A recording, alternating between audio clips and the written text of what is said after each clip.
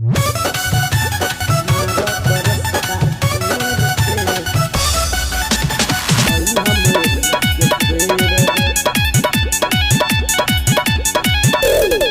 खोल के सुन ले रे बेटा, चली हमार रंगदारी। जो जाके कह दी है केहू से, हमर कुछ न उखारी। बेटा कान खोल के सुन ले रे बेटा, चली हमार रंगदारी। जो जाके कह दी है केहू से, हमर कुछ न उखारी। कथी उखाड़ लिया हमर केहू, एरिया के शहर रे। मार बरसता घेर के, हम एरिया के शहर रे। मार बरसता घेर के, हम एरिया के शहर रे।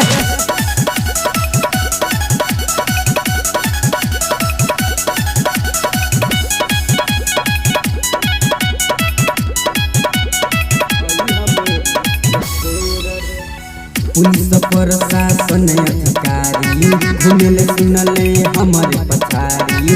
पुलिस प्रशासन अधिकारी घूमेले सुनले हमारे पछाड़ी।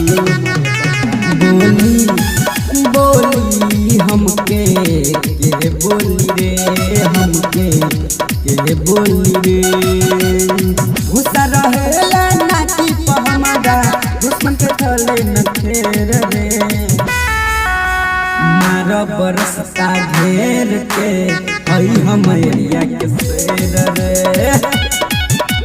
मार बरसता घेर के, हम एरिया के शेर रे।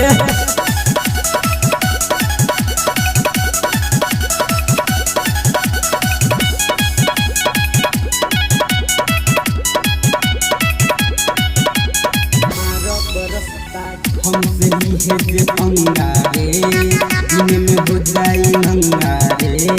हमसे है जे पंगा रे, इने में हो जाई नंगा रे। चले चले हमारे चले, हमारे चले। देखी रंगहारी सुन ले रे बेटा, बबुआ विशाल संगीत के। मार बरसता घेर के, हम एरिया के शेर रे।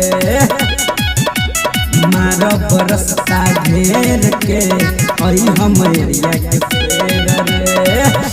डिजिटल रिकॉर्डिंग स्टूडियो, मधुबनी बाजार।